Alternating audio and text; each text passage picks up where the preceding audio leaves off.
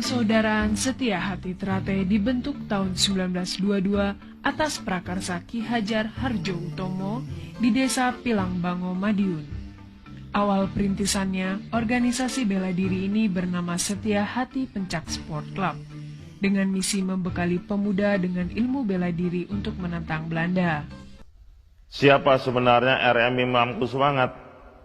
Dialah pendobrak di dalam organisasi Persaudaraan Setia Trate ini.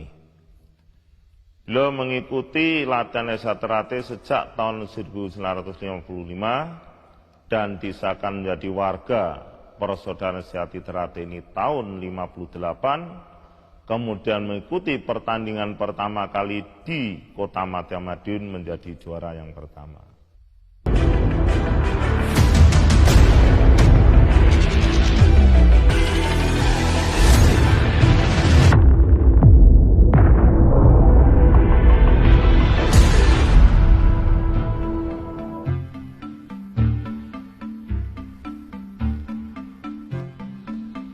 Persaudaraan Setia Hati Trate dibentuk tahun 1922 atas prakarsa Ki Hajar Harjo Utomo di Desa Pilangbango, Madiun.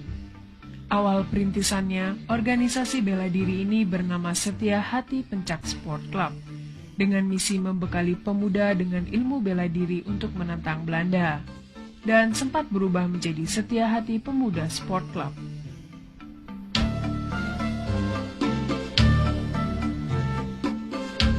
Baru setelah Jepang masuk, nama organisasi ini berganti lagi menjadi Setia Hati Trate. Perubahan nama pun masih terus berlangsung hingga tahun 1948. Dengan menambahkan kata persaudaraan di depan Setia Hati Trate sebagai nama organisasi. Dan ditetapkannya Ki Hajar Harjo Utomo menjadi ketua umum.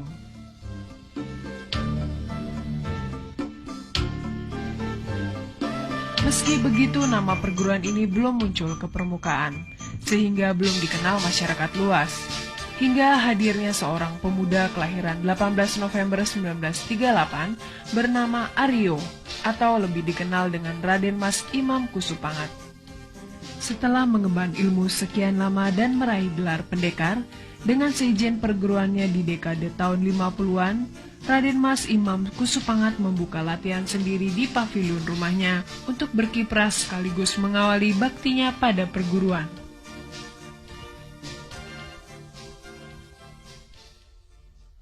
Siapa sebenarnya RM Imam Kuswangat?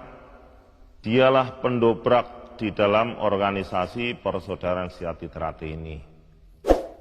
Beliau mengikuti latihan Setia Trate sejak tahun 1955 dan disahkan menjadi warga Persaudaraan Setia Trate ini tahun 1958, kemudian mengikuti pertandingan pertama kali di Kota Madya Madiun menjadi juara yang pertama.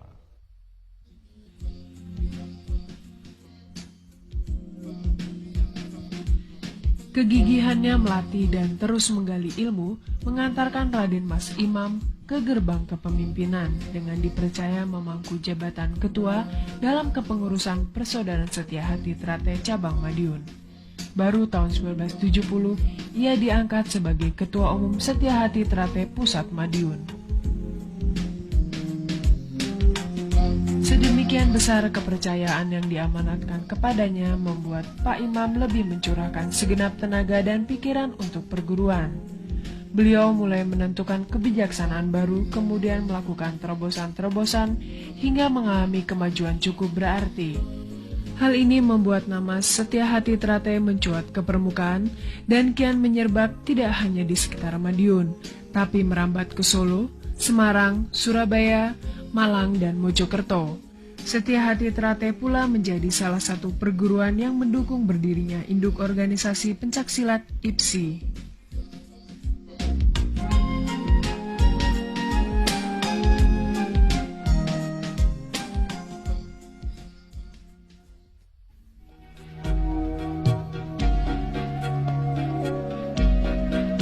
Namun tak seorang pun berhasil menghalau waktu.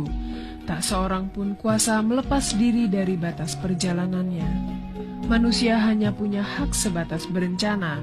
Kepastian dan penentu tetap berada di tangannya. Masih banyak rencana Pak Imam dalam memajukan Setia Hati Trate.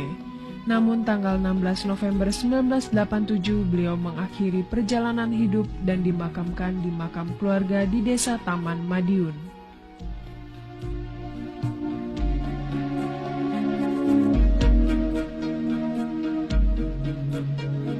Jasad Pak Imam boleh saja mati, namun karya dan dharmanya akan tetap hidup selamanya.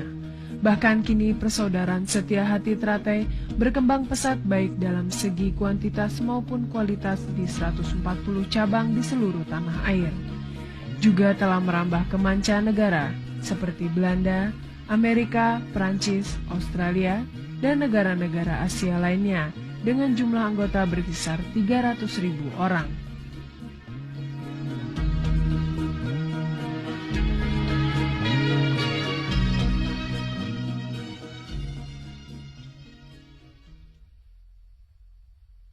I knew about Setia Hati from a friend of mine. He was already training, so I went look and I knew this is what I want to do. I find interesting from Setia Hati the philosophy, the inner part for the person, the development.